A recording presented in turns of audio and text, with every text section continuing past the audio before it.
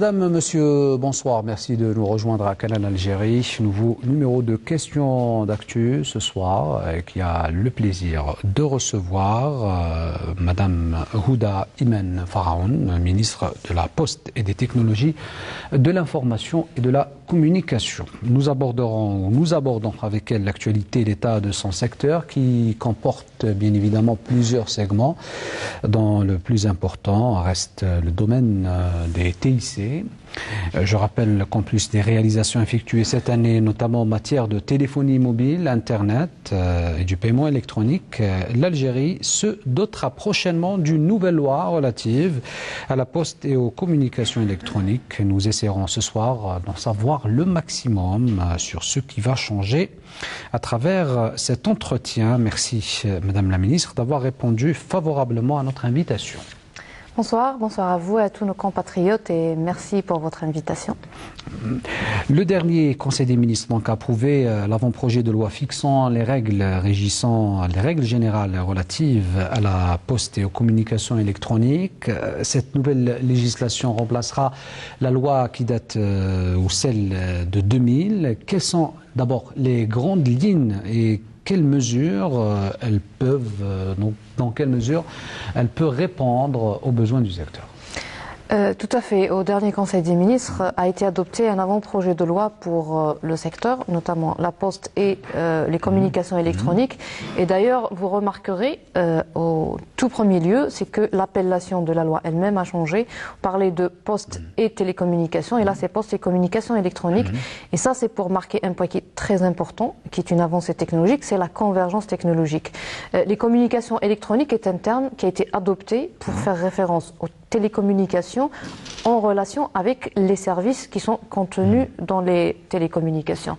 Je vous donne un exemple, il y a les fournisseurs de services qui ne fournissent pas uniquement le débit, donc pas uniquement le raccordement, mais que fournissent les services aux clients, qui peuvent être des services financiers, des services vidéo, des services technologiques de toutes sortes. Avec les objets connectés, ça va augmenter aussi. La convergence technologique fait aujourd'hui que même les médias commencent à devenir très liés aux télécommunications et la frontière entre les deux est très, on va dire flou entre les deux. Donc l'autorité de régulation qui est censée gérer le secteur, la concurrence dans le secteur et l'équité, la transparence du secteur, elle est censée gérer les fournisseurs de services, ce qu'on appelle les providers, qui vont fournir non seulement l'Internet, mais fournir aussi les services qui vont avec, et donc élargir son champ de compétences aux services fournis sur le réseau. C'est quand même très important vu la convergence technologique. Ça, c'est le premier, premier avancement dans la loi. C'est le contexte de la loi, elle a été élargie sans pour autant arriver au contenu qui fait partie d'un autre domaine. Les services fournis font désormais partie de cette loi. Alors, notre grande avancée dans cet avant-projet de loi, ça concerne les télécommunications, ça concerne l'ouverture, la consécration de l'ouverture de la boucle locale. Et en fait, c'est en application directe des nouvelles dispositions constitutionnelles qui est l'interdiction du monopole. Et donc, l'ouverture de la boucle locale permettrait à ce qu'il y ait différents fournisseurs d'Internet alors qu'aujourd'hui, on a le monopole qui est détenu par Algérie Télécom, qui est un monopole de fait. Donc, telle la majorité, si ce n'est la totalité des pays, l'opérateur historique ouvrira sa boucle locale en relation avec l'autorité de régulation aux fournisseurs publics et privés qui voudront exploiter ce segment du réseau. Et notre avancée très importante concerne l'autorité de régulation justement qui a vu ses missions, ses prérogatives renforcées. Parce que l'autorité de régulation, en réalité, non seulement elle gère le secteur dans la mesure où elle est la garante de la transparence et du respect des lois de la concurrence, mais également c'est le garant par rapport à un investisseur potentiel que le marché est stable, que le marché est transparent. Et donc, autant ces prérogatives sont renforcées, autant on est sûr que c'est un marché qui va prospérer, qui va proliférer dans notre pays. Et donc, toutes les missions, toutes les prérogatives du régulateur ont été renforcées, que ce soit dans le segment télécom, mais également dans le segment postal. On a vu également la consécration de la souveraineté de l'État sur les infrastructures stratégiques, notamment le réseau interwilaya, c'est-à-dire le backbone de transmission, les autoroutes numériques, mais également les câbles sous-marins, toute infrastructure qui est essentielle pour la fourniture de l'Internet au public, elle est sous la souveraineté de l'État. Reste uniquement la boucle locale, c'est-à-dire le dernier kilomètre qui peut servir aux marchands détaillants. Il y a également le champ qui est relatif à la gestion de l'urbanistique, parce qu'on voit aujourd'hui d'ailleurs les associations de défense des consommateurs se sont plaints. On voit les paraboles, les BTS, les antennes des opérateurs mobiles, mais également quelques structures des opérateurs fixes qui prolifèrent de façon plus ou moins anarchique, qui ne s'adaptent pas ni à l'esthétique de la ville, ni d'ailleurs parfois aux normes de santé pour le public. Et tout ça a été réglementé. Il y a des ancrages juridiques qui permettront après de réglementer avec des décrets, avec des décisions de l'autorité de régulation, afin de mettre des référentiels aux normes internationales pour permettre la mutualisation des infrastructures entre les opérateurs et donc avoir une ville plus esthétique, mais également un peu d'économie aussi sur les dépenses, parce que c'est tous des équipements importés, mais en même temps respecter, surtout en matière d'émissions radio, les normes internationales en matière de santé. Il y a également, par rapport au volet économique, une avancée majeure qui concerne, au-delà des licences, qui sont pour les opérateurs au grand public, il y a les autorisations pour les providers justement, où aujourd'hui on propose de passer à l'autorisation générale. Alors que les services aujourd'hui, il y a une pléthore avec l'avancée technologique, au lieu d'avoir une autorisation et donc un dossier administratif très lourd à fournir à chaque fois qu'un opérateur voudrait fournir un service, qui peut être la géolocalisation, la fourniture du service par exemple d'hébergement ou tout autre, il demande une seule fois une autorisation générale et à chaque fois qu'il veut utiliser un service, fournir un service, il se conforme au cahier de charge et il est autorisé de fait. Nous essaierons donc ça c'est les grandes lignes un peu de cette loi, de ces avancées. Nous essaierons d'aborder, si vous le permettez, un peu point par point. Je commencerai par un point qui a fait couler beaucoup d'encre. Il est relatif au monopole d'Algérie Télécom. Il y a eu une malinterprétation. Donc l'État garde sa souveraineté sur les infrastructures stratégique, mais toujours est-il, le monopole sur le dernier kilomètre est brisé. Effectivement, en fait, la mauvaise interprétation, c'est un peu, on va dire, historique. Dans d'autres pays qui ont pris on va dire, ce chemin bien avant nous, l'ouverture de la boucle locale, parfois, c'est accompagné avec la privatisation de l'opérateur et donc l'ouverture de son capital. Et en fait, s'agissant du terme ouverture lui-même, il prête à interprétation. On a pensé à une ouverture du capital d'Algérie Télécom. En fait, l'opérateur historique reste intègre, unique et sous la souveraineté totale de l'État. Il n'est pas question ni d'ouvrir son capital, aujourd'hui ce n'est pas à l'ordre du jour, ni même de privatiser quelques segments du réseau. Il ne s'agit pas de ça. Il s'agit un business model dans lequel l'opérateur historique reste toujours propriétaire du réseau, il reste toujours le fournisseur unique de la bande passante à l'international. Toutefois, au niveau local, c'est-à-dire le dernier kilomètre, qui aujourd'hui, pour les connaisseurs de secteur, à partir du MSAN, c'est-à-dire le dernier point où arrive le réseau, jusqu'à l'utilisateur final, cette partie-là, elle peut être mise sous, on va dire, le contrôle, la gestion d'un opérateur privé ou public, mais un opérateur alternatif, qui va la gérer non seulement pour fournir l'Internet, et donc être lui-même le vis-à-vis du client, mais également il pourrait, et c'est ça ce qui est souhaité, développer les services. Parce que là, l'objectif, c'est non seulement de briser le monopole pour augmenter la concurrence et donc améliorer la qualité de service, mais également, il ne faut pas oublier que sous d'autres cieux, le coût de la connexion, le coût d'Internet a drastiquement baissé parce que les fournisseurs de services arrivent à vendre autre chose avec la connexion. C'est-à-dire, il ne s'agit pas uniquement de raccorder et puis de vendre la capacité. Un commerce qui est lucratif, mais dont le prix ne baissera pas, puisque la bande passante, son prix à l'international, il est tributaire du marché international. Par contre, au niveau local, un provider, il peut vendre des services et avec on va dire, ses bénéfices, il peut amortir ce qu'il perd dans la maintenance du réseau. Et avec ça, on peut voir les prix de l'Internet baisser. Mais est-ce qu'il y a, par exemple, peut-être ça c'est interne à Algérie Télécom, est-ce qu'il y a une étude interne sur l'impact d'une telle démarche sur la capacité d'Algérie Télécom de s'adapter à cette nouvelle donne? Au fait, la question, elle est vite résolue. Aujourd'hui, Algérie Télécom, elle a quelque chose comme 2 millions, à peu près, un peu moins, un peu plus, en fonction, on va dire, des fluctuations du raccordement dans les collectivités un peu éloignées. 2 millions, on va dire, en arrondissant, de clients Internet. Algérie Télécom emploie 22 000 travailleurs, parmi lesquels probablement entre 60 à 70% sont dans le technique. Toutefois, le client algérien aujourd'hui est loin d'être satisfait. Non seulement le rythme de raccordement de clients va très lentement, mais en plus la maintenance, c'est une lourde tâche. Quand le client il a une déficience de service, il est censé être servi dans l'heure. Et il paye sa connexion, donc il n'est pas censé souffrir de plus d'une heure ou deux de débranchement. Malheureusement, c'est loin d'être le cas. Employer plus de monde, ça va faire déjà la masse salariale, elle est très lourde pour Algérie Télécom. Employer plus de monde, ça fonctionne pas. Fournir un service de proximité avec un personnel réduit, c'est une équation insoluble. Donc, suivant les modèles qui ont réussi dans d'autres pays, c'est de sous-traiter cette partie-là chez des providers, et on espère voir justement les petites et moyennes entreprises investir dans ce domaine, ce qui va encore créer de l'emploi, ce qui va encourager la compétitivité. Et s'agissant de business model pour Algérie Télécom, elle va augmenter, probablement même multiplier par 2 ou 3 son nombre de clients en un temps record, mais vendre la même capacité. Parce que vous savez, les câbles sous-marins, les 2, et qui prochainement seront 4 câbles sous-marins algériens, ils fournissent la même capacité, la même bande passante. La distribuer sur 2 millions, sur 4 millions d'abonnés, rapidement, on va tout de suite comprendre que la rentabilisation, elle est différente. Donc le fait d'ouvrir sa boucle locale à la sous-traitance, au contraire, ça va augmenter on va dire le retour sur investissement d'Algérie Télécom, tout en la soulageant de la gestion et de la maintenance du dernier kilomètre.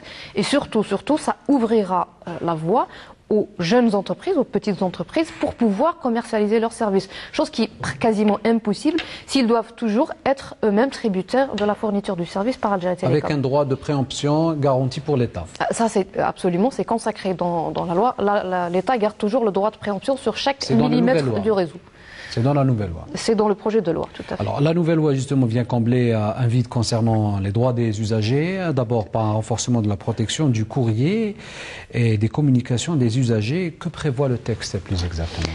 Alors, l'avant-projet, effectivement, il prévoit beaucoup de choses par rapport aux consommateurs. Vous avez parlé de leurs droits, donc par rapport à ce volet-là, il y a la protection des données, non seulement dans les télécommunications, dans les communications électroniques, mais également dans le volet postal. On a renforcé les droits à la confidentialité des données, les droits à la protection, parce qu'il y a 2 volets. Parce qu'en tant que client, chez Algérie Télécom ou Algérie Post, vous avez des données personnelles qui sont chez l'opérateur, ou même l'opérateur mobile ou n'importe quel provider. Vous avez des données personnelles, votre adresse, votre numéro d'appel.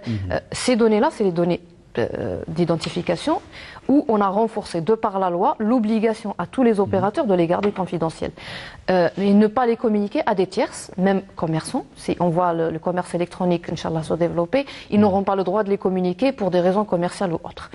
Mais en même temps, on a renforcé l'obligation faite aux opérateurs de sécuriser les communications. Et donc, quand vous envoyez vos données, que ce soit des données privées, que ce soit des données industrielles pour les entreprises qui travaillent dans les TIC, vous avez le droit que vos données soient protégées par l'opérateur. C'est-à-dire que ce n'est plus à la charge du client d'assurer la sécurité de ses communications, mais c'est à la charge de l'opérateur. Et on a renforcé les pénalités par rapport à cela. Également à Algérie Post, on a renforcé le droit du client à la confidentialité de ces transactions financières. Et même de la confidentialité également du contenu du courrier traditionnel qu'il ne faut pas oublier. Par rapport aux consommateurs, si vous permettez aussi, il y a d'autres volets qui sont développés. C'est notamment la question de la portabilité du numéro. Ça, c'est pour la téléphonie mobile. Pour la téléphonie mobile. Tout à l'heure. D'accord. Alors, justement, vous me tendez la perche quand vous parlez de protection du consommateur, qu'il faut protéger aussi de la cybercriminalité. L'espace ou le cyberespace devient un terrain très propice à un nouveau mode de criminalité. Est-ce que l'usager algérien, comme l'institution algérienne, sont assez protégés? Alors, s'agissant de cet avant-projet de loi, en fait, la question, elle est simple. Quand vous avez vos données en ligne, quand vous vous connectez, ou quand il y a un crime qui est connu en ligne, un cybercrime, l'opérateur, il n'est pas responsable du crime, parce qu'il se passe sur un espace virtuel qui est Internet, qui est mutualisé, qui est international. Toutefois, il a la possibilité de permettre l'interaction des services de sécurité, notamment la DGSN ou la gendarmerie nationale.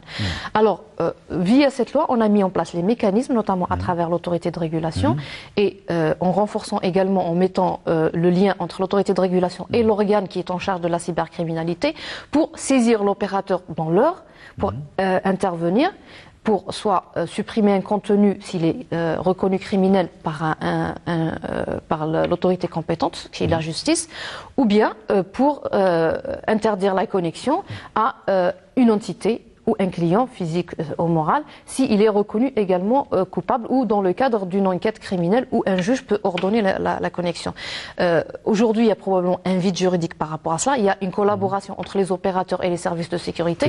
Mais là, on a créé, on va dire, les ponts entre l'organe chargé de la cybersécurité et de la lutte contre la cybercriminalité et l'autorité de régulation qui est l'interface unique des opérateurs qui doit les saisir une fois qu'elle est saisie par la justice pour intervenir sur ce champ-là. Maintenant, le dispositif réglementaire, il ne concerne pas uniquement le secteur. Le dispositif réglementaire, c'est le Code des procédures pénales, c'est la justice. C'est la justice. Mais là, on met quand même le lien avec les opérateurs qui doivent se conformer avec toute la législation algérienne. Alors, il faut protéger aussi la frange la plus vulnérable, à savoir les enfants, notamment en ce qui concerne le contenu. Que prévoit la nouvelle législation ?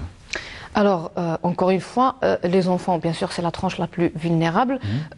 C'est, encore une fois, la loi sur la cybercriminalité qui prévoit que, s'agissant de la protection de l'enfance, l'application des sanctions, elle est plus sévère, elle est plus rapide. Toutefois, nous avons dans les cahiers, la loi, elle prévoit que les cahiers de charge des opérateurs les obligeront à intervenir immédiatement dès l'instant où ils sont avertis d'un contenu qui soit préjudiciable à l'enfance. Et donc l'interdire, le supprimer ou interdire l'accès. Donc le filtrage s'il s'agit d'un site web hébergé à l'étranger ou la suppression du contenu et l'interdiction d'accès s'il est hébergé au niveau national. Mais ça n'empêche pas que ce sont des mesures conservatrices qui méritent toujours d'être confirmé par une décision de justice. Mais s'agissant de l'enfance, qui est une frange très vulnérable, comme vous l'avez si bien dit, l'opérateur est appelé à intervenir dans l'urgence. Alors, venons-en à la téléphonie mobile, un segment très important dans l'économie numérique. Après quelques mois du lancement de la 4G mobile en Algérie, est-ce qu'on peut faire déjà un premier bilan ? Alors, pour la 4G mobile, je crois que tout un chacun a suivi un peu le déploiement sur les wilayas. On voit, contrairement au cas de la 3G, que le déploiement est rapide. Ça, c'est dû à deux choses. Premièrement, c'est que le cahier de charge de la 4G mobile ne prévoit pas un plafonnement, ne prévoit pas un calendrier restrictif. Au contraire, il prévoit un minimum obligatoire et puis la liberté des opérateurs de couvrir à volonté, à la vitesse qui les arrange. Mais il y a autre chose aussi, c'est qu'il faut comprendre que le passage de la 3G à la 4G, ça appelle à une évolution technologique mineure par rapport aux équipements. C'est-à-dire que les opérateurs, ils ne vont pas redéployer les réseaux, ils vont tout simplement reconfigurer le réseau et rajouter une partie des équipements qui manquaient pour arriver à la nouvelle technologie. Et donc on voit que les opérateurs vont très vite. J'espère qu'ils couvriront dans des délais plus courts que ce qui est prévu. Les cahiers de charges les obligent à couvrir tout le territoire en 3 ans. Maintenant, on espère que ça se fera en 1 année ou 2 ans. Et je crois que c'est vers ça qu'on va, parce que ça les arrange d'avoir des offres mixtes. Et c'est déjà le cas entre la 4G et la 3G pour couvrir les 100% du territoire de chaque wilaya. Peut-être qu'il va falloir attendre encore un peu plus de temps pour attendre un retour sur l'investissement. Mais concernant l'impact sur le développement socio-économique en Algérie, est-ce qu'il y a par exemple une étude d'impact sur le déploiement de la 4G en Algérie? En fait, la 4G, je crois qu'il faut être très pragmatique. La 4G mobile par rapport à la 3G, elle apporte une différence par rapport aux entreprises innovatrices, par rapport aux services des objets connectés, par rapport à la fourniture de la vidéo en ligne, par rapport à tout ce qui est éducation, à tout ce qui est santé. Donc, il faut vraiment avoir les services. Là, il se trouve qu'on est en tout début du lancement de l'écosystème favorable au développement du contenu local. Aujourd'hui, on ne peut pas d'ores et déjà faire un bilan par rapport à cela, parce qu'on est en train de mettre en place l'écosystème qui permettrait justement au contenu local de se développer. Il est arrivé, par exemple, si vous revenez 1 année, 2 années en arrière, on discute avec les jeunes start-up. Alors dites, bon, vous avez des idées, vous avez de la matière grise, vous avez toutes les compétences nécessaires. Pourquoi vous ne commercialisez pas vos produits? Et leur premier souci, c'est que la connectivité est très limitée. Donc sur le réseau fixe, on était à des débits très réduits.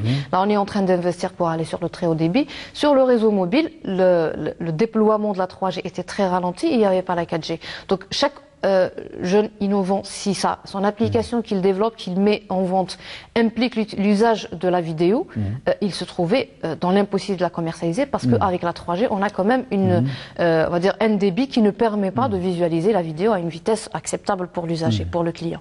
Et donc aujourd'hui, justement, avec ce début, on va dire, de lancement de la 4G, où les startups, où le développement du contenu commence.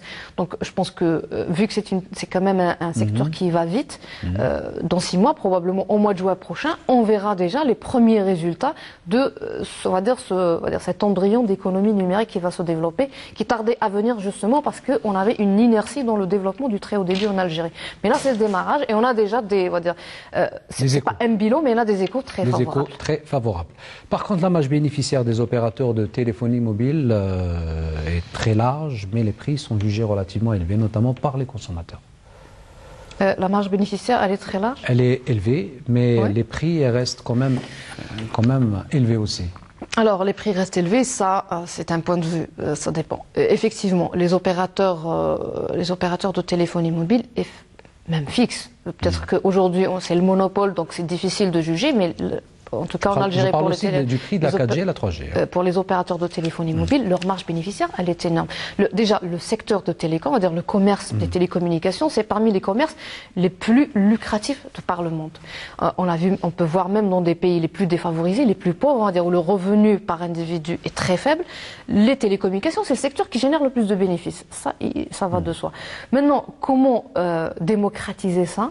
C'est toujours avec l'ouverture de la concurrence. Et là, c'est encore un point qui arrivera très probablement avec cet avant-projet, s'il est adopté dans la forme, c'est les opérateurs mobiles virtuels. Et là, ce sera une nouvelle couche de concurrence qui viendra s'insérer pour, on va dire, alimenter aussi, encore une fois la concurrence et qui obligera les opérateurs mobiles de faire un peu la part des choses, réduire leur marge bénéficiaire et fournir un service moins, on va dire, moins cher pour les abonnés parce qu'ils arriveront à la maturité de leur réseau, donc ils auront terminé d'investir, mais en même temps, ils auront de nouveaux concurrents qui arriveront sur le marché. C'est les opérateurs, on l'espère, virtuels mobiles, qui vont, eux, ça sera à peu près comme le dégroupage, mais de la boucle radio. Alors, avec tout ça, je crois que c'est l'augmentation de la part de la concurrence dans le marché. Et puis, il ne faut pas oublier qu'on est au tout début du déploiement de cette technologie. Il faut déjà investir, retour sur investissement, et après, on va vers la baisse des prix. Ceci dit, le prix de la 3G et de la 4G en Algérie n'est pas aussi élevé que ça. Il y a des packs qui sont adaptés aux étudiants, qui sont adaptés aux enfants, qui sont adaptés à différentes couches de la société. Par contre, vous avez lancé un appel aux opérateurs pour qu'ils supportent l'augmentation de la TVA imposée dans la loi de finances 2017. Est-ce que c'est un peu le rôle de l'État qui joue le régulateur du marché? Alors, en fait, par rapport à la TVA, il faut comprendre qu'il n'y a pas eu réellement augmentation de la TVA, mais il y a eu retour à la normale. La TVA a été baissée pour encourager ce segment.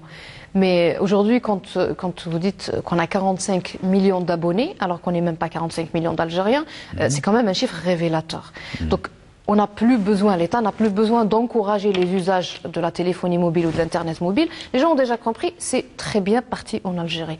Donc c'est tout normal quand on revient à la TVA ordinaire et normale. Donc c'est pas une TVA augmentée, c'est une TVA qui a été baissée qui revient à la normale. Ça c'est d'un côté. De l'autre, moi j'ai appelé les opérateurs que, comme vous l'avez si bien dit, leur marge bénéficiaire est extrêmement élevée. Je les ai appelés quand même à faire un effort par rapport au consommateur final. Donc là je peux par exemple vous parler du cas de Mobilis, l'opérateur public, qui a, en adaptant, en faisant son compte, son business plan pour 2017, il va supporter cette partie de la TVA pour le consommateur final. Donc le client chez Mobilis, il ne verra pas augmenter le coût ni de la téléphonie ni de l'Internet mobile. Toutefois, s'agissant des clients entreprises, corporate, qui ne sont pas les consommateurs finaux, mais qui sont des acteurs économiques aussi, alors eux, ils devront partager également parce que la TVA, c'est quand même un droit de l'État que les entreprises doivent payer. Alors, grande nouveauté dans la loi algérienne régissant les TIC relative à la portabilité qui pourrait justement changer un peu la donne par rapport au nombre d'abonnés que vous venez de citer, les 45 millions. Tout à fait. Alors, pour les soirs, la portabilité du numéro, c'était une demande de l'association des consommateurs. C'est vrai que les opérateurs étaient très, on va dire, réticents. Ils le sont toujours. C'est pas forcément les plus fervents de cette disposition dans la loi, parce que vous savez, parfois, quand on a un numéro de téléphone, qu'on l'a gardé pendant 15 ans, on va probablement rester chez son opérateur, même si on souhaite un meilleur service chez l'autre à cause du numéro. Maintenant, quand on permet au client de prendre son numéro et d'aller chez un autre, ça oblige l'opérateur à faire plus d'efforts sur la qualité de service pour justement fidéliser ses clients. L'objectif, c'est de donner plus de flexibilité aux clients, mais également d'imposer aux opérateurs d'améliorer leur qualité de service. C'est vrai que l'autorité de régulation est là pour veiller, mais l'autorité de régulation, elle a un pouvoir quand même assez limité. Elle peut faire des mesures, elle peut sanctionner, mais elle ne peut pas être aussi, on va dire, présente dans le marché que le client lui-même, qui peut lui-même sanctionner son opérateur en partant. Et donc, à l'opérateur, à sa charge de le fidéliser, de lui offrir plus de bonus, un prix plus concurrentiel, une qualité de service meilleure, peut-être des offres de service, peut-être du contenu, pour le garder et ne pas le perdre. Et donc, en tout cas, le numéro d'appel ne sera plus une contrainte. Ceci dit, je tiens quand même à préciser que la portabilité du numéro, donc les modalités de son application, relèvent des prérogatives de l'autorité de régulation. Une fois la loi promulguée, si la disposition est maintenue, l'autorité de régulation disposera du temps nécessaire, un minimum d'une année, pour mettre en place le dispositif technique déjà, mais également de compensation des coûts entre les opérateurs pour mettre en place réellement ce service. Alors, parlons maintenant de téléphone fixe. Vous avez parlé tout à l'heure du monopole d'Algérie Télécom qui maintient une offre largement inférieure à la demande. On dit qu'il est très difficile d'avoir une ligne téléphonique en Algérie. On le dit, on a probablement raison de le dire. Ceci dit, il faut savoir voir la partie pleine du verre tout en gardant un œil sur la partie vide. La partie pleine du verre, c'est que quand même on fait partie des pays où l'État, sur instruction de son Excellence Monsieur le Président de la République, a décidé que l'accès à l'Internet est un droit. Ce n'est pas le cas dans tous les pays du monde.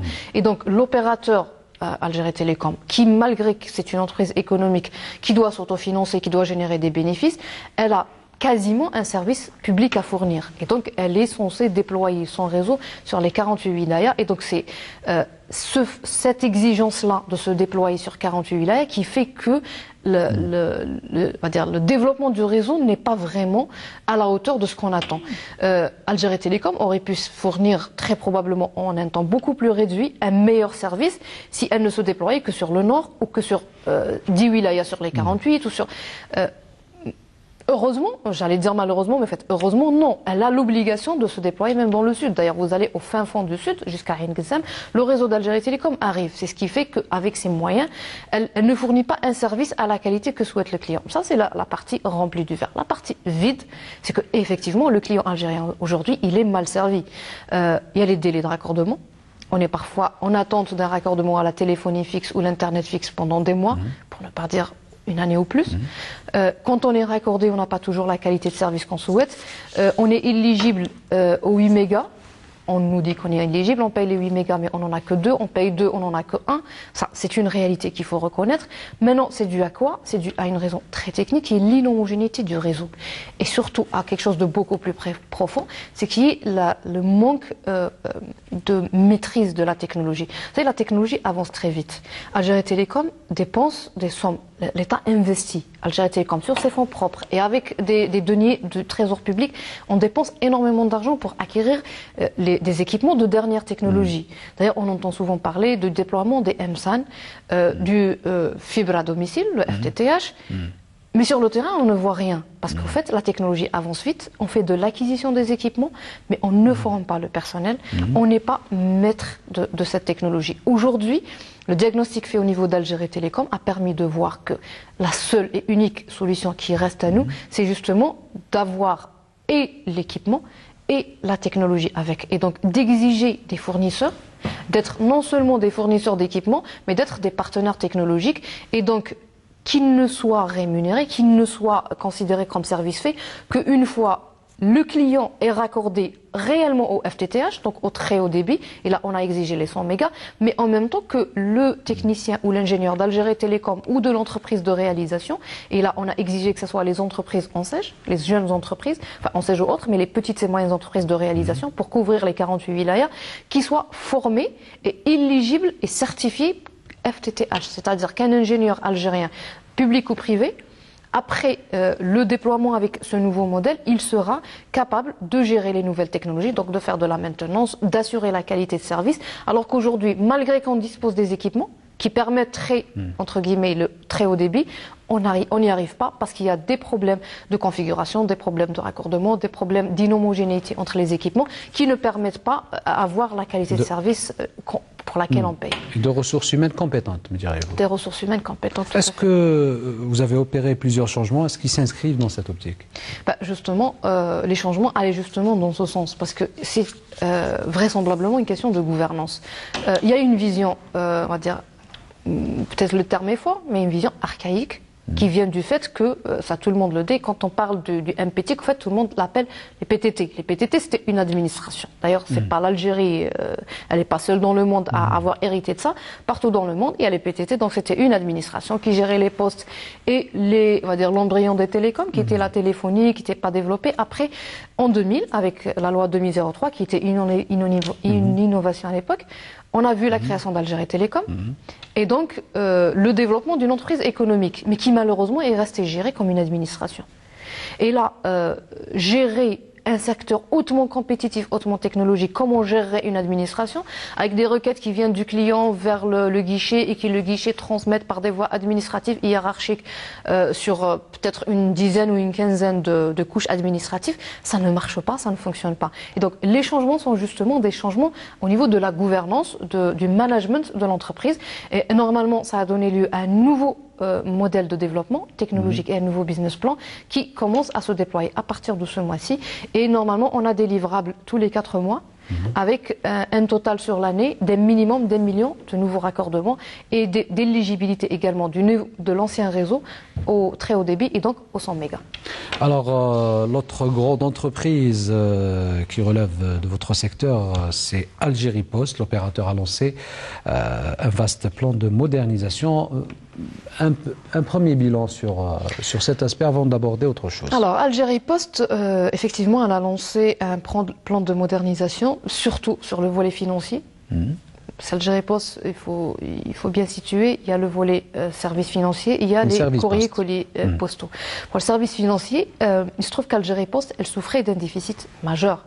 On avait un système d'information qui datait d'à peu près 15 à 20 ans, qui n'a jamais été mise à jour, enfin, mis à part quelques bricoles, on va dire du homemade, où les ingénieurs essayaient de bricoler pour élargir le réseau, mais tout en bricolant sur un cœur, un noyau du réseau qui était très mal fait. Également les équipements, c'est-à-dire le data center, qui n'en était même pas un, où étaient hébergés les comptes des presque 20 millions de clients d'Algérie Post, étaient complètement désuets.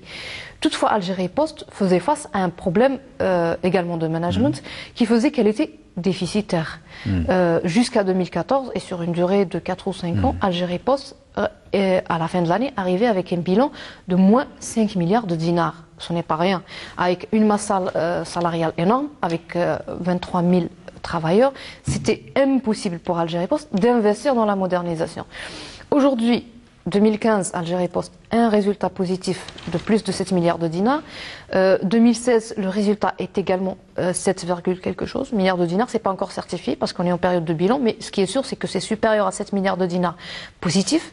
Donc Algérie Post a les moyens de sa politique, elle a les moyens de se moderniser. C'est ce qu'elle a fait durant l'année 2016. C'est l'acquisition d'un data center, l'acquisition d'un noyau de système d'information sur lequel une équipe de jeunes ingénieurs algériens a travaillé au sein d'Algérie Post pour développer tous les applicatifs qui tournent autour et donc pour fournir une plateforme de paiement électronique, mais pas seulement. Il y a la sécurisation des comptes CCP qui étaient très vulnérables. Aujourd'hui, ils sont complètement sécurisés. Là, aujourd'hui, on travaille même sur un backup pour être sûr que même en cas d'interruption de service, le backup actuel qui n'est pas très moderne, il sera renforcé. Alors on a la sécurisation des comptes, on a une plus grande fluidité dans la gestion des opérateurs financiers au niveau d'Algérie Post, on a la possibilité de faire le bilan en fin de journée, alors qu'avant c'était tous les 2-3 mois. Donc Algérie Post, durant l'année 2016, elle a réussi à bancariser quelque chose comme 500 milliards de dinars qu'elle a ramené au trésor public, qui restait à cause de l'obsolescence de son système d'information, qui est resté au niveau des bureaux de poste et donc qui ne pouvait pas être utilisé. Donc elle a fait quand même un effort considérable en matière de bancarisation avec cette modernisation de son système d'information, mais également elle a réussi à arriver à la plateforme de paiement électronique, qu'aujourd'hui elle se limite à quelques opérations de paiement électronique, mais qui est tout à fait éligible au commerce électronique, qui ne pourra commencer qu'une fois la loi qui encadre le commerce électronique sera également promulguée. Par contre, Algérie Post, force est de le constater, qu'elle accuse quand même un sérieux retard, ou plutôt des carences en matière de courrier. Alors, un grand problème se pose, c'est le problème des facteurs. Effectivement. Alors, par rapport aux facteurs, par rapport à tout le volet courrier, colis postaux, contrairement au volet financier, qui est du domaine du virtuel, et donc même s'il y a les problèmes au guichet, la disponibilité de la liquidité, chose qui est gérée en optimisant le réseau de déploiement, on va dire de distribution des fonds, ce qui a été fait.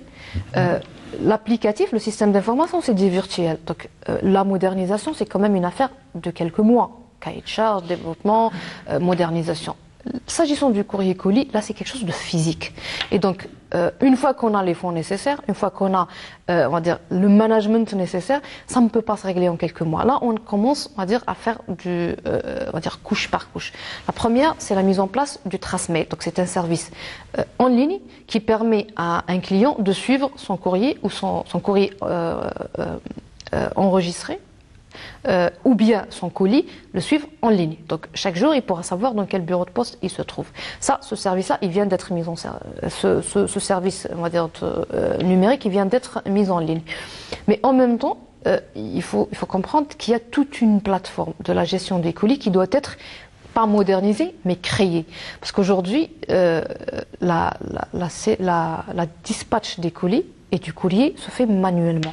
Vous pouvez par exemple déposer votre courrier au niveau d'un bureau de poste qui se trouve en face de la destination de votre courrier. Toutefois, il sera collecté et il sera transféré à un centre qui peut-être il est à une centaine de kilomètres, où il sera trié et il reviendra. Et ça, c'est peut-être 3 ou 4 jours de perte de temps.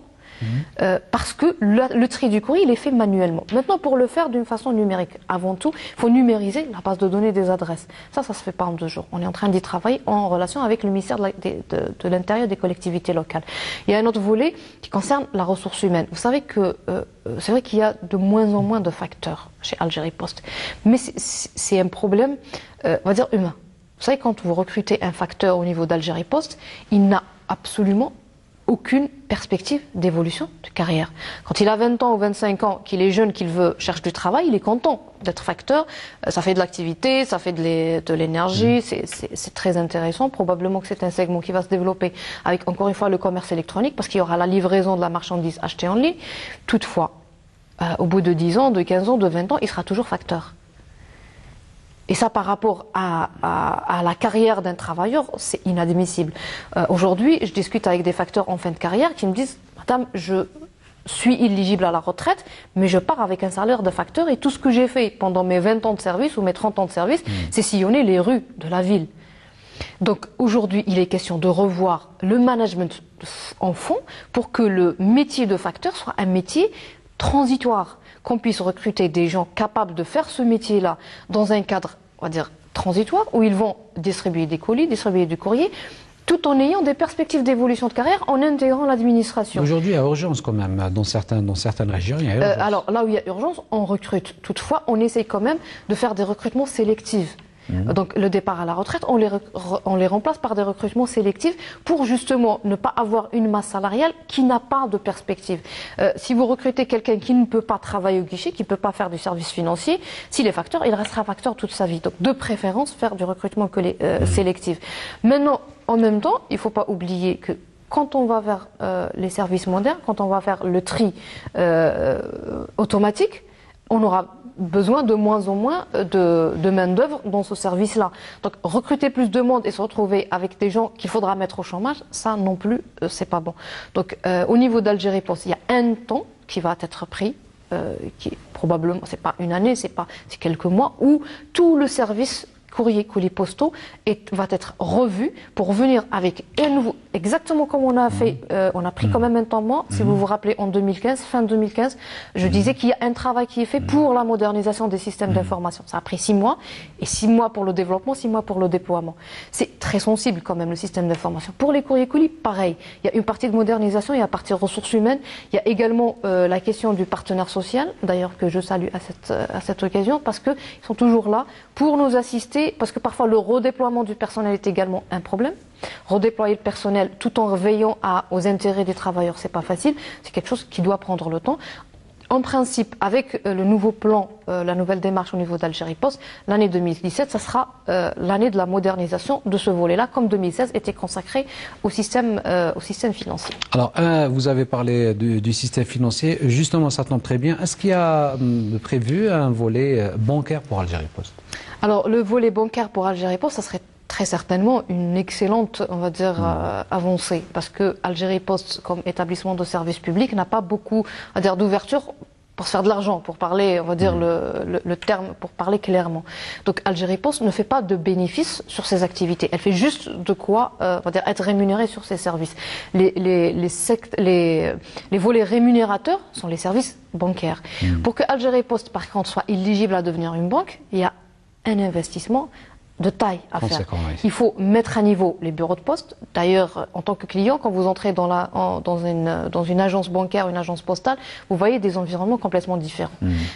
Déjà sur le plan matériel, la disposition du coffre-fort, la disposition des bureaux, des guichets, tout ça, c'est différent. Donc c'est de l'investissement, on va dire, en mobilier, même en matière de renforcement de la sécurité, mais également il y a l'immatériel, il y a la ressource humaine. Les fonctionnaires d'Algérie Post ne sont pas formés pour les opérateurs bancaires. Alors aujourd'hui, ce qu'on fait, c'est développer le système d'information pour qu'il soit éligible aux opérations bancaires, mais en même temps, on essaye de sous-traiter les opérations des banques, comme ça a toujours été le cas avec la CNEP. Là, il y a des négociations entre Algérie Post et différentes banques publiques et privées, également des établissements financiers comme les assurances, pour sous-traiter des opérations au niveau de quelques bureaux de poste par wilaya, pour aider le secteur bancaire à déployer ses services à proximité, donc pour permettre un service de proximité bancaire, mais en même temps pour former les fonctionnaires d'Algérie Post, mais en même temps, ça permet à Algérie Post, sur les rémunérations qu'elle obtient en déployant le service bancaire, de mettre à niveau ses bureaux de poste. Et donc, au bout d'1 ou 2 années, elle aura mis à niveau son réseau, mis à niveau son personnel, et donc elle sera éligible à fournir des services bancaires. Et donc, après, la décision reviendra, ça sera une décision politique, et la demande sera déposée au niveau de la Banque d'Algérie pour créer la banque postale. J'imagine avec 6 millions d'abonnés, c'est un marché très, très intéressant. Il est intéressant aussi pour le e-payment. L'année 2016 a été l'année du lancement du paiement électronique avec des cartes comme Dahabia et Beridinet. Alors, pour le paiement électronique, effectivement, juste un chiffre, Algérie Post n'a pas 6 millions de clients, elle en a pratiquement 20 millions. Il y en a un peu plus de 6 millions qui disposent aujourd'hui d'une carte électronique, d'une carte magnétique. Alors, la carte magnétique aujourd'hui en possession des clients d'Algérie Post, elle permet de retirer de l'argent sur les distributeurs ou au niveau du guichet à l'intérieur de la poste. La nouvelle carte Dahabia, elle permet et le retrait et le paiement. Aujourd'hui, Algérie Post est partie sur, elle a déjà, on va dire, acquis 5 millions de cartes. Comme premier jet. Sur les 5 millions de cartes, elle fait la personnalisation d'1 million de cartes par mois. La personnalisation, c'est-à-dire que le client doit en faire la demande, parce que c'est un service quand même rémunéré. Donc il en fait la demande, on enregistre son numéro de téléphone pour pouvoir le contacter quand sa carte est prête, mais également pour pouvoir sécuriser ses transactions et lui envoyer un SMS à chaque fois qu'il utiliserait sa carte. Alors, et on va personnaliser sa carte et la lui envoyer. Donc ça sera 1 million de cartes à personnaliser par mois. Ça, c'est les capacités aujourd'hui d'Algérie Post, avec son partenaire technologique. Après les 5 millions, donc au milieu de l'année 2017, elle entamera une deuxième phase pour fournir le reste des clients. Donc on commence avec les clients demandeurs et après on fournira tout le monde, demandeur ou pas demandeur. Alors elle permet aujourd'hui de faire les retraits.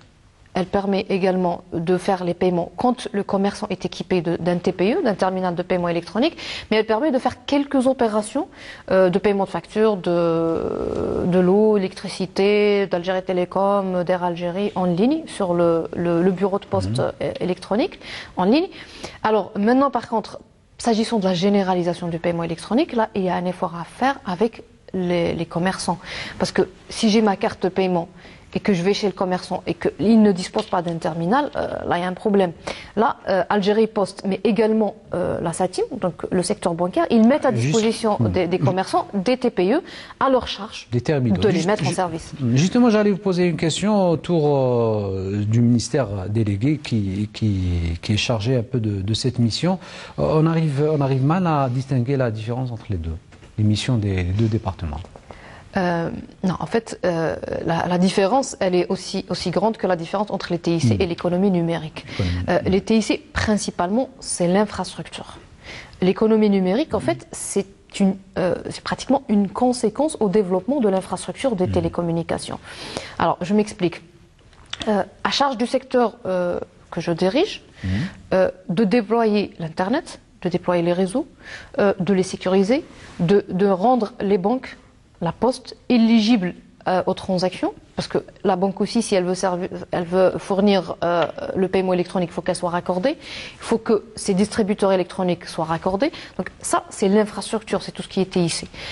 Toutefois, l'économie numérique, et ça c'est la charge qui n'est loin d'être simple pour Monsieur le ministre délégué, il s'agit de deux volets. La modernisation des systèmes financiers, s'agissant des domaines publics, du trésor public, des impôts, et là il y a un travail énorme qui est en train de se faire, mais également la mise en place de l'écosystème légal et réglementaire pour le développement de l'économie numérique. Vous savez, en Algérie, on en parle beaucoup, mais on ne la voit pas trop, parce que justement, on est déficitaire en matière de contenu. Vous savez, l'économie numérique, c'est comment générer de l'argent en rentabilisant l'infrastructure. Parce que c'est vrai qu'on déploie beaucoup d'argent.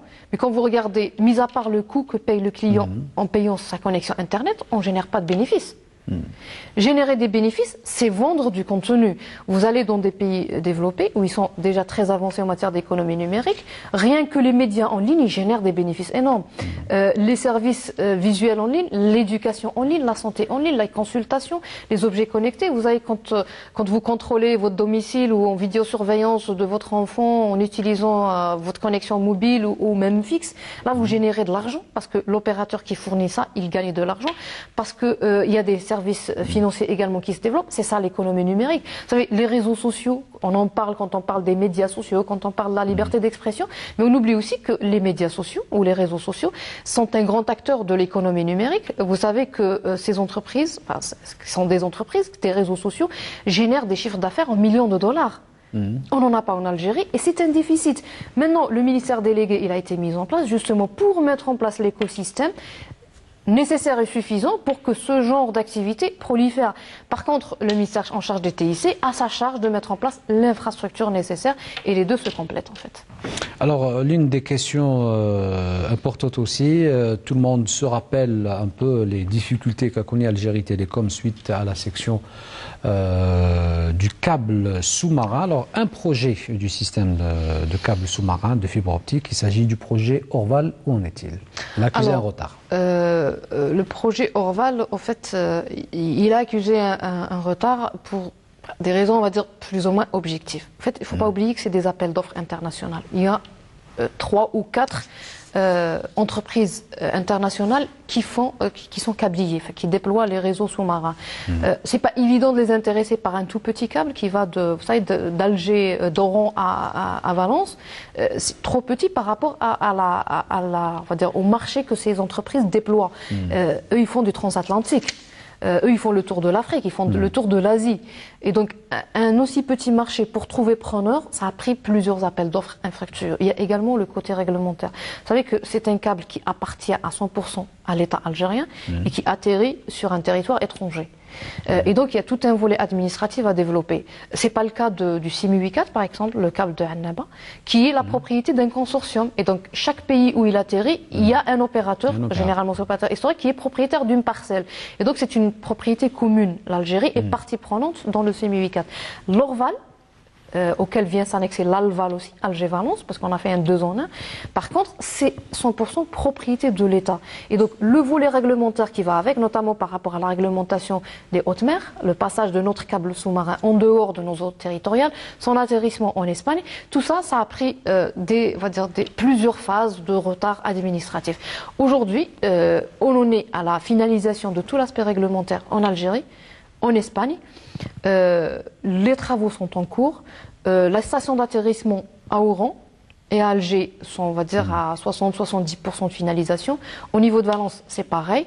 Restent les permis d'atterrissement par rapport à l'environnement, parce que à notre charge de rejoindre, on va dire, les pays développés. En Espagne, s'agissant de l'environnement et de perturber la plage, c'est très sévère, donc il faut respecter les normes. Donc ça, c'est en cours. Normalement, on doit avoir les permis dans le mois ou les 2 mois qui suivent. Une fois qu'on les a, l'entreprise de réalisation pourra poser le câble. Et donc, il entrera en service, en principe, durant le premier semestre.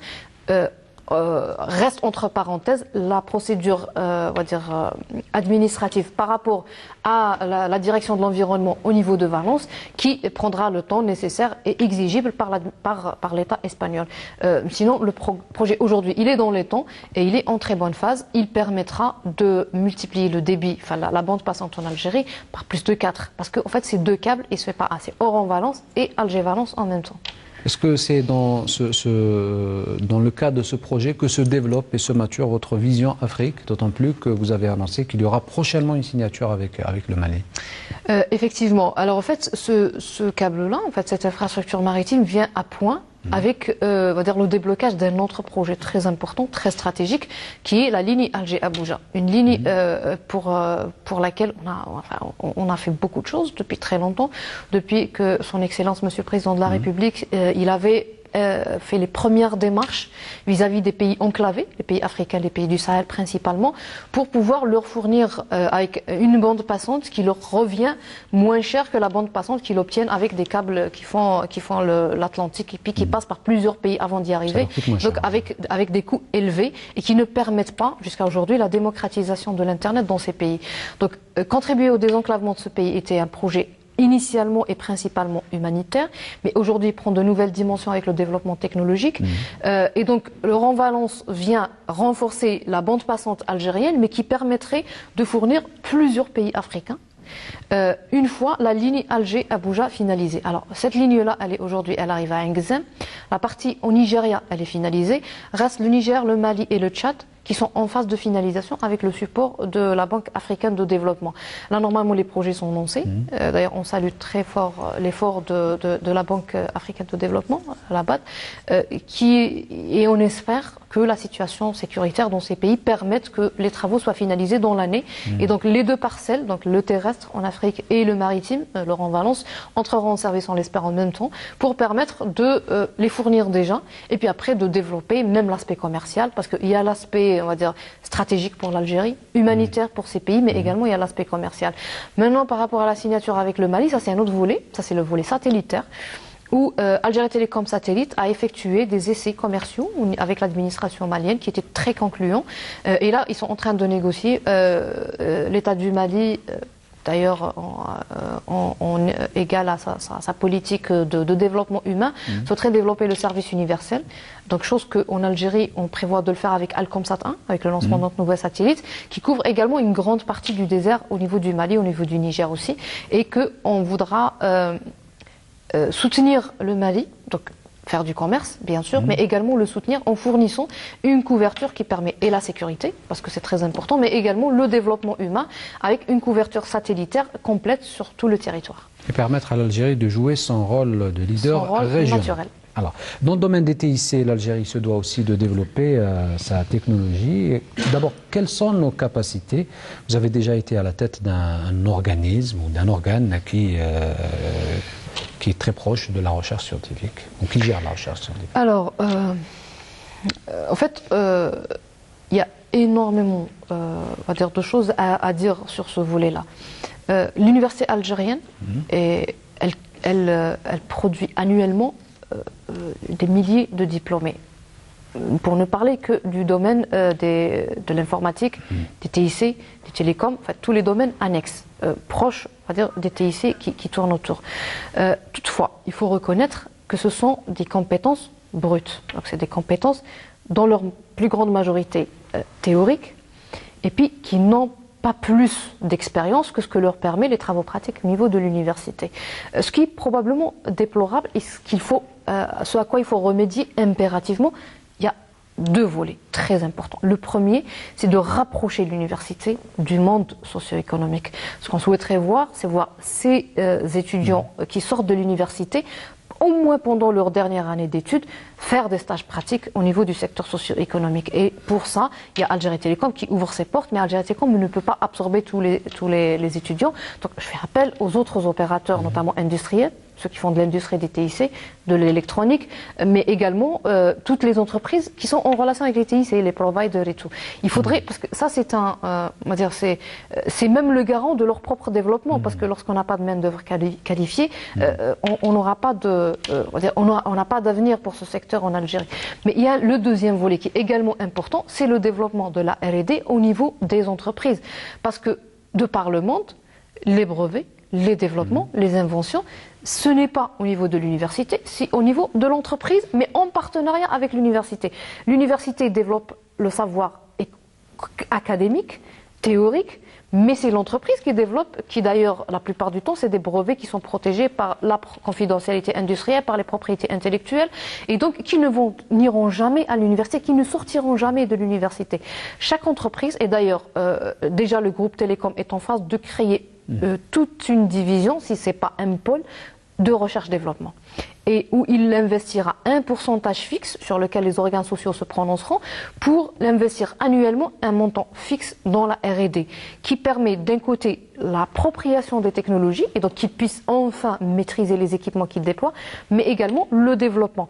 Mais en parallèle avec ça, il y a le parc technologique qui ouvre le champ aussi à Sidi Abdallah, mais qui est en train de créer des antennes un peu partout pour l'incubation des jeunes innovateurs, parce que également et surtout peut-être dans le domaine des TIC, l'innovation ne vient pas uniquement du savoir théorique. Parfois, on a des gens qui sont autodidactes et qui peuvent développer beaucoup plus que ce que nous développent des docteurs qui sortent de l'université.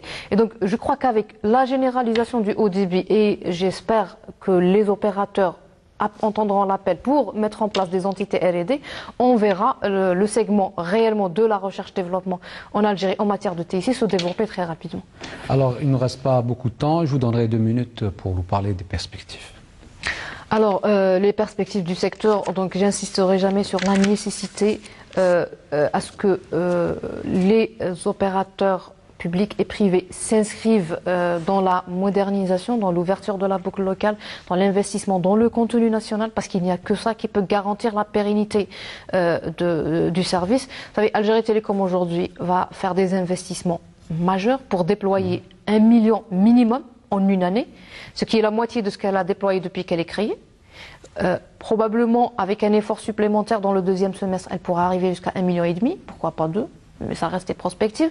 Mais tout ça, ce seront des investissements perdus si on n'a pas le développement du contenu. Donc à la charge du secteur utilisateur, notamment, je parle du secteur commercial, d'investir dans le développement du contenu et d'arrêter définitivement de compter sur le contenu international. D'ailleurs, vous avez parlé de la rupture du câble.